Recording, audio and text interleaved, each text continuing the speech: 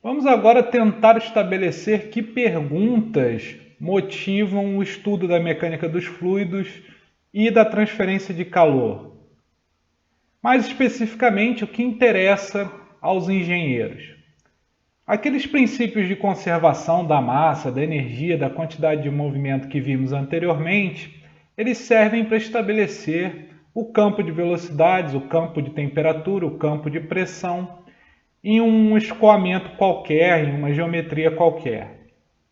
No entanto, muito raramente se quer saber exatamente qual a velocidade e a direção do vetor velocidade em um determinado ponto do espaço. Isso raramente é do interesse, a não ser em casos específicos, isso raramente é do interesse direto dos engenheiros. Muito frequentemente, nós estamos, na realidade, interessados na interação desse fluido com paredes sólidas. Mais especificamente, estamos interessados na interação mecânica do fluido com paredes sólidas,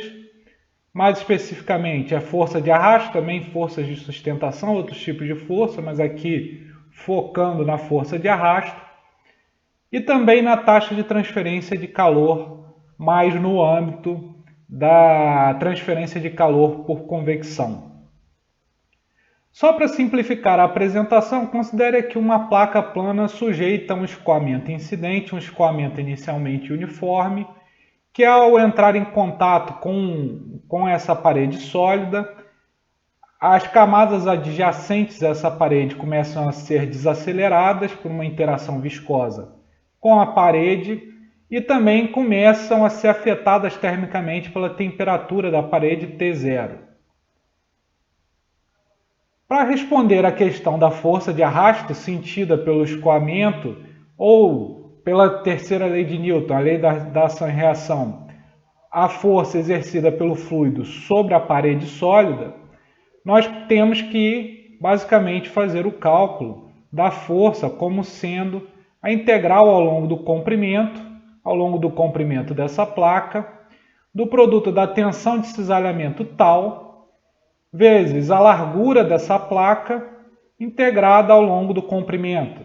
sendo esse tal justamente a tensão de cisalhamento viscosa exercida pelo fluido sobre a parede, que também a parede, pela ação e reação, exerce também sobre o fluido, desacelerando o fluido que está imediatamente adjacente à parede. Por sua vez, a taxa de transferência de calor, nós vamos ter um fluxo de calor sendo fornecido pela parede aqui apenas por convenção, um fluxo de calor sendo fornecido ao fluido pela parede, e nós vamos poder então, a partir desse fluxo de calor, calcular a taxa de transferência de calor como sendo a integral ao longo do comprimento desse fluxo de calor vezes a largura da placa integrada ao longo do comprimento dessa placa. Para possibilitar o cálculo da força de arrasto e também da taxa de transferência de calor, é necessário estabelecer o que vem a ser a tensão de cisalhamento tal e também estabelecer o que vem a ser o fluxo de calor Q duas linhas.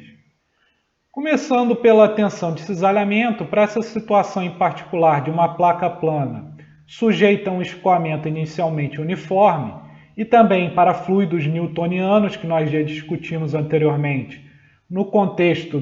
do princípio de conservação da quantidade de movimento linear, a tensão de cisalhamento para essa situação tal, então, pode ser dado pelo produto da viscosidade dinâmica μ pela derivada de U, sendo U a componente na direção horizontal do vetor velocidade, a essa derivada de U em relação a y, em relação a essa coordenada na direção vertical y. Essa derivada, então, sendo avaliada na parede, ou seja, quando y é igual a zero. Por sua vez, o fluxo de calor que vai ser utilizado para o cálculo da taxa de transferência de calor pode ser determinado de acordo com a lei do resfriamento de Newton, que leva esse nome, apesar do primeiro a escrever essa lei ter sido o Fourier. No entanto, nós já vimos uma lei de Fourier e para não confundir uma com a outra, nós vamos manter a tradição de chamar essa lei de resfriamento de Newton, apesar de Newton não ter nada a ver com ela, ok? Essa lei do resfriamento de Newton nos diz que o fluxo de calor nessa situação pode ser calculado como sendo proporcional à diferença de temperatura T0 menos T infinito, sendo T0 a temperatura da parede e T infinito a temperatura do fluido que está suficientemente afastado da parede de modo a não ser afetado termicamente por ela. A constante de proporcionalidade entre o fluxo de calor e a diferença de temperatura usa-se usualmente a notação H para essa constante de proporcionalidade. E essa constante é tão importante que tem um nome, que é o nome de coeficiente de transferência de calor.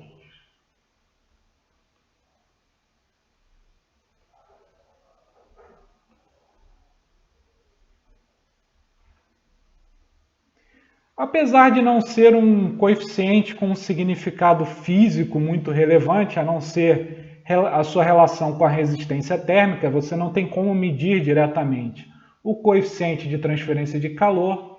No entanto, ele é bastante útil para condensar informações sobre o fluxo de calor sem que você tenha que recorrer a situações em particular. Você consegue generalizar essa interação térmica entre o fluido e paredes sólidas de maneira mais conveniente, utilizando a definição do coeficiente de transferência de calor, como vamos fazer amplamente ao longo do curso. No entanto, esse fluxo de calor também pode ser calculado de uma outra maneira. Dentro do escopo desse curso, nós iremos considerar sempre que o fluido que está imediatamente adjacente à parede, ele adere perfeitamente a essa superfície sólida e, portanto, assume a mesma velocidade que a parede sólida tem, ok? Ao aderir, então, à parede sólida, nós temos que, localmente, o fluido está estático em relação à parede. Estando estático, a interação térmica entre os dois ocorrerá simplesmente por condução. Portanto, para condições de não deslizamento na parede,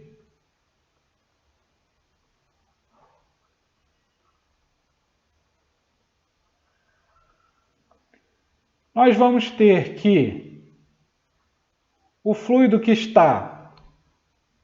entre zero, ou seja, entre a parede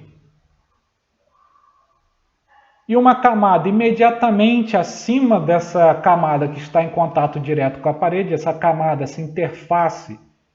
com a parede,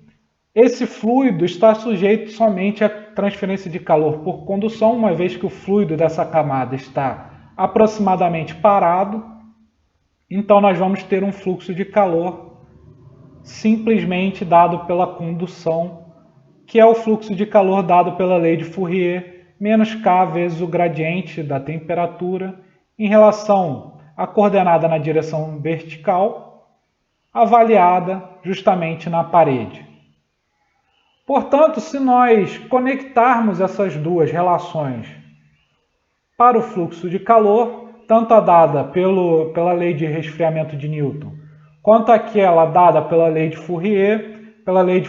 para aquela camada que está aderida à parede, nós descobrimos então que o coeficiente de transferência de calor pode ser dado como menos K vezes a derivada da temperatura em relação à coordenada na direção vertical, avaliada em y igual a zero, dividido pela diferença de temperatura T0 menos T infinito. Repare aqui dessas duas expressões, tanto da expressão para a tensão de cisalhamento, quanto da expressão para o coeficiente de transferência de calor e também para o fluxo de calor de condução naquela camada aderida à parede sólida, que não é necessariamente vantajoso ou desejável que você calcule o vetor velocidade ou campo de temperatura em todo o fluido. Simplesmente você precisa da informação sobre o campo de temperatura e também sobre o campo de velocidade na adjacência imediata das paredes sólidas com a qual esse fluido está interagindo. Isso será muito influente nos desenvolvimentos que faremos a partir de agora. E também essas relações são o que motivam, na realidade, o engenheiro a calcular, a obter os campos de temperatura e o campo de velocidade, uma vez que, em particular, normalmente não se está interessado nessa informação, mas essa informação muitas das vezes é necessária justamente para responder aquelas duas perguntas que nos fizemos no início dessa aula, que é qual é a força de arrasto que surge na interação entre um fluido e uma parede sólida, entre um fluido e um sólido, e também qual a taxa de transferência de calor nessa mesma interação, por exemplo, na interação entre um fluido e um trocador de calor. Vamos agora estabelecer um modelo que será utilizado para a maior parte das análises que iremos realizar a partir de agora, a menos que o contrário seja dito. Esse modelo compreende um escoamento bidimensional, um escoamento 2D, com propriedades termofísicas constantes e em coordenadas cartesianas. No caso do princípio de conservação da massa, sua forma diferencial para esse modelo de escoamento bidimensional com propriedades constantes em coordenadas cartesianas vai nos dizer que a derivada de u, sendo u a componente na direção horizontal dessa figura do vetor velocidade, a derivada de u em relação a x, sendo x a coordenada na direção horizontal, somado com a derivada de v, sendo v a componente do vetor velocidade na direção vertical, a derivada de v em relação à coordenada na direção vertical, em relação a y. Essa soma dessas derivadas tem que ser igual a zero para um escoamento com propriedades constantes e, portanto, com efeitos de compressibilidade desprezíveis. Por sua vez, o princípio de conservação da quantidade de movimento linear para um escoamento bidimensional, por se tratar de um princípio de conservação vetorial, para um escoamento bidimensional levará a duas equações diferentes. A primeira delas é para a componente do vetor velocidade na direção horizontal, ou seja, para u. Essa equação nos dirá então que u vezes a derivada de u em relação a x, somado com v vezes a derivada de u em relação a y, vai ter que ser igual a viscosidade cinemática, o Ni, que nada mais é do que a viscosidade dinâmica dividida pela massa específica do fluido, a viscosidade cinemática multiplicada pela soma das derivadas segundas do u em relação a x e também em relação a y. Menos 1 sobre a massa específica, aquele termo envolvendo a pressão, envolvendo o gradiente de pressão, vezes a derivada da pressão ao longo de x, somado com a influência do campo gravitacional da nossa força de corpo, que é a componente do campo gravitacional na direção x, na direção horizontal x, que nós chamamos aqui de gx. De maneira semelhante, para a componente na direção vertical do vetor velocidade, nós temos que u vezes a derivada de v em relação a x, somado com v vezes a derivada de v em relação a y, vai ter que ser igual ao Ni, a viscosidade cinemática, vezes a derivada segunda da velocidade v, da componente v do vetor velocidade, derivada segunda em relação a x, somado com a derivada segunda de v em relação a y, menos 1 sobre a massa específica do gradiente da pressão, só que dessa vez na direção vertical, na direção y, somado com a componente na direção y da aceleração da gravidade, o GY. Já o princípio de conservação da energia, como nós já havíamos discutido, para o caso de propriedades constantes, pode ser escrito da seguinte forma, se nós também desprezarmos efeitos como, por exemplo, de geração interna de calor, nós podemos escrever que U vezes a derivada da temperatura em relação a x, somado com V vezes a derivada da temperatura em relação a y, tem que ser igual a alfa, sendo alfa aquela difusividade térmica, o K sobre ρCp, a condutividade térmica dividida pelo produto da massa específica, pelo calor específico, a pressão constante.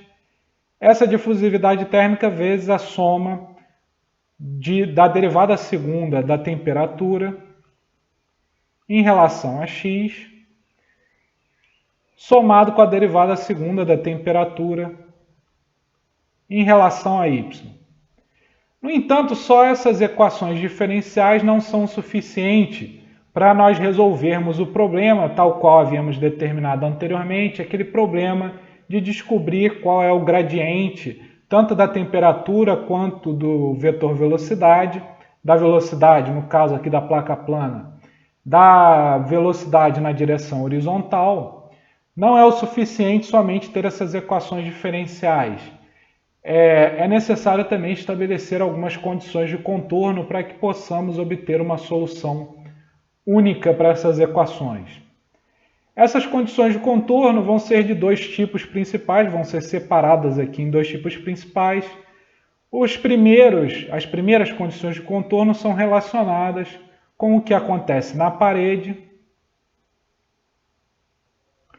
Na parede, nós já estabelecemos lá anteriormente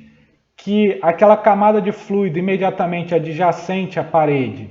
está parada em relação a ela, portanto, isso implica em duas condições, uma para a componente na direção horizontal, que será zero, uma vez que nós estamos assumindo que essa camada de fluido aderiu à parede sólida.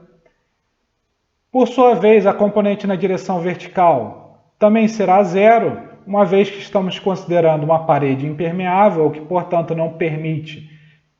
a entrada nem a saída de fluido do seu interior. Essa parede não permite nem a entrada nem a saída de fluido.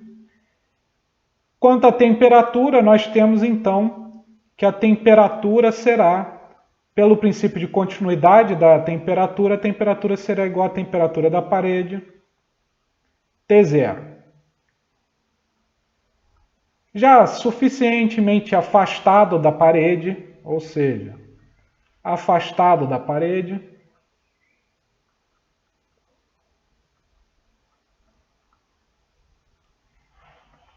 para todos os efeitos práticos, infinitamente afastado da parede, tanto na direção x, ou seja, tanto bem antes de o escoamento entrar em contato com a parede plana, quanto na direção vertical, com y tendendo a infinito, nós vamos ter que o U, essa componente na direção horizontal, vai passar a ser igual àquele U infinito, aquela velocidade na direção horizontal, que o escoamento tem, o escoamento livre tem, né? Então nós vamos ter que o U minúsculo vai ser igual ao U infinito, suficientemente afastado da parede, ele vai ser igual ao U infinito. O V, por sua vez, vai ser igual a zero, e a temperatura vai ser igual a T infinito, tal qual preconizado aqui pelo escoamento incidente. E é a partir desse modelo que nós vamos começar a desenvolver o raciocínio, tanto da teoria da camada limite, quanto os demais resultados que vamos obter a partir de agora